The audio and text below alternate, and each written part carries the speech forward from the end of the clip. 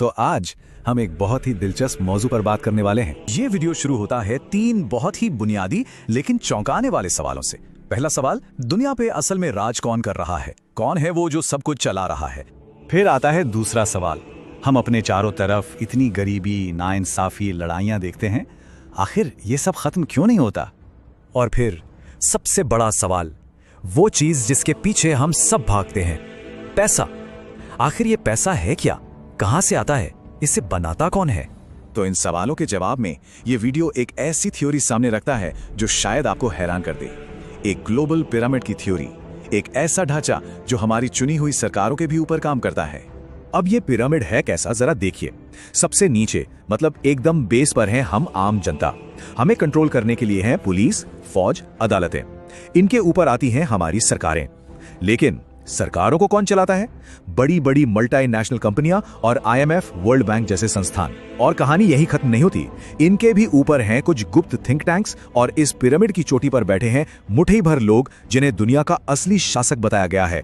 तो सवाल उठता है कि आखिर मुट्ठी भर लोग अरबों लोगों को कंट्रोल कैसे कर सकते हैं?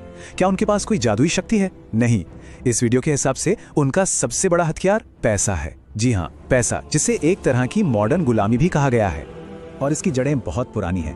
1862 का एक खत सामने आता है जिसमें ब्रिटिश बैंकरों ने कथित तौर पर यह कहा था कि सीधी गुलामी से कहीं ज्यादा फायदेमंद है लोगों की तनख्वाह को कंट्रोल करना।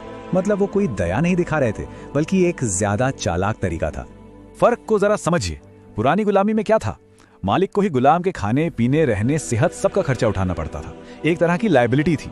लेकिन आज की इकोनॉमिक गुलामी में सारी जिम्मेदारी आपकी है। आप ही कमाओ, आप ही घर चलाओ, आप ही अपना ख्याल रखो। बस आप अपनी पगार पर निर्भर हो जाते हो। लेकिन ये सब करने के लिए पैसे का सिस्टम काम कैसे करता है? अब कहानी का सबसे दिलचस्प हिस्सा शुरू होता है। और यकीन मानिए, इसकी शुरुआत हुई थी पुराने जमाने के सुनारों से। और यहीं से बैंकिंग की दुनिया के सबसे बड़े राज ने जन्म लिया। एक ऐसा सिस्टम जिसे आज हम फ्रैक्शनल रिजर्व बैंकिंग के नाम से जानते हैं। सोचिए, पुराने जमाने में लोग अपना सोना कहाँ रखते थे? सुनार के पास। सुनार उन्हें बदले में कागज की रसीद दे देता था। अब बार बार सोना निकालने और जमा करने में झंझट था, तो लोगों ने आपस में ही उन रसीदों से लेन देन करना शुरू कर दिया। वो रसीद ही एक तरह से पैसा बन गई। और यहीं पर सुनारों ने एक बड़ी चालाक चीज पर गौर किया। उन्होंने देखा कि एक ही समय पर सारे लोग अपना सोना लेने नहीं आते। ज्यादा से ज्यादा बस 10% लोग आते हैं।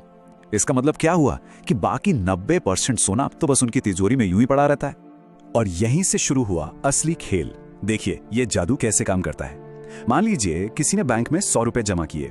अब बैंक को पता है कि सब एक साथ तो आएंगे नहीं, तो वो क्या करता है, वो 10 रुपए रिजर्व में रखता है और बाकी के 90 रुपए किसी और को लोन पर दे देता है।